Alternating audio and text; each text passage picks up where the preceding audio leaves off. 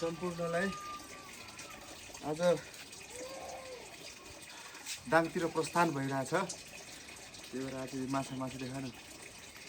माछा अर्ग्यानिक असला माछा, खोलाको अर्ग्यानिक माछा, खोलादेखि ल्याएको कसला माछा। अनि त्यसपछि अनि चाहिँ यो हाम्रो फ्रिज, अर्ग्यानिक फ्रिज यसरी बनाइन्छ गाइस। अर्ग्यानिक फ्रिज चाहिँ यो भएपछि माछा यहाँदेखि रोल्पादेखि काठमाडौँ जस्ता त्यस्तै पुग्छ फ्रेस होइन। यस्तो गराउने त्यसपछि प्याक गर्ने। यहाँ देखा त राम्रोसँग देखा है। यो चाहिँ प्याक हुन्छ यसरी प्याक गरेर चाहिँ आज दाङतिर अड्दैन के हो लगिदिनु पर्यो।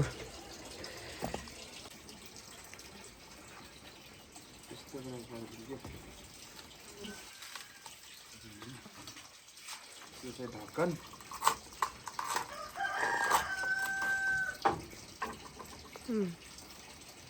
माछाले लुरीबुरी खेलिरहेको छ।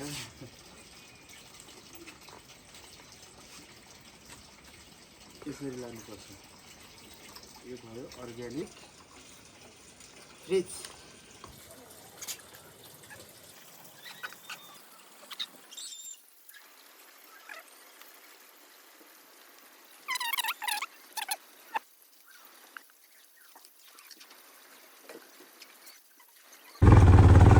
हेलो हेलो, रोल्पाको रोड यस्तो छ।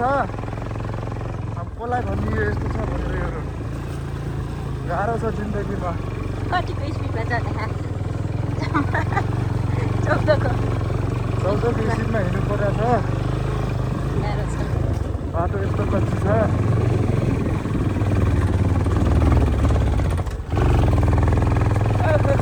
बिस्तारै बिस्तारै दुईमा पनि तान्दैन यार। यो रोडमा त यस्तो छ, कालो ट्र्याक्टर हिँड्ने जस्तोमा अब यहाँ बाइक हिँड्नु परेछ। मान्छे राइडर परिएन, यस्तो छ अब जिन्दगी।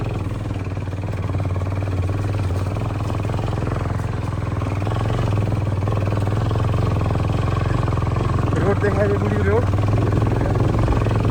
कस्तो छ रोड।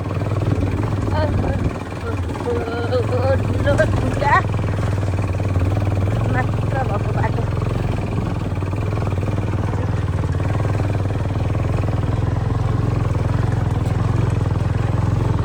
फेरि टर्निङ पनि यस्तो छ कि पुरै छोड्यो। अब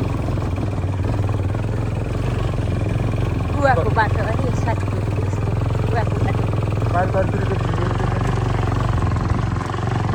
हाम्रो गाउँ हामी त्यहाँदेखि आएको देखाएँ। यो हाम्रो रोल्पाको भ्यू। यहाँबाट त्यो डाँडा हुँदै हामी त्यहाँ पुग्नेछौँ। त्यो एरियामा त्यहाँदेखि उतापट्टि उता दाङ पुग्नुपर्ने हुन्छ। यो बाटो आएको हो। यतातिर हाम्रो गाउँ छ। अनि अहिले भ्यू चाहिँ त्यति खासै राम्रो देखेको छैन। दिस इज माई बुढाबुढी जान लाग्छौँ। So stay tune. अब अगाडितिर भेटौँला। ए भगवान् बुढो बिस्तारै यस्तो बाटो छ। गुवातिरको बाटो हो निलो। बिस्तारै बिस्तारै है यस्तो बाटो छ। डर लाग्ने बाटो, मुटुले ठाउँ नै छोड्छ यो बाटोमा हिँड्दाखेरि त।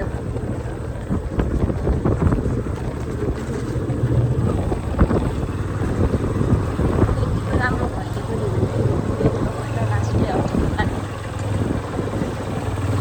पहाड छ।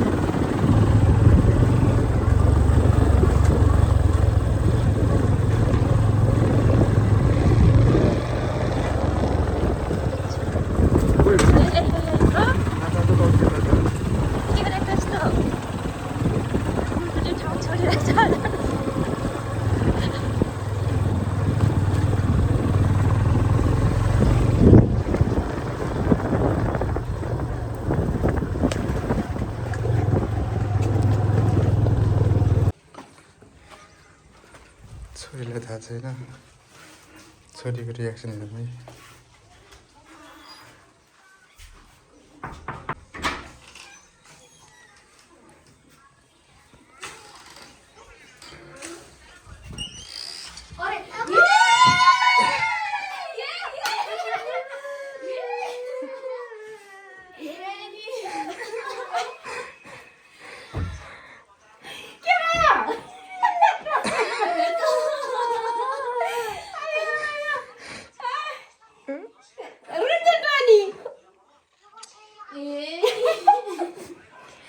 यता हाम्रो साली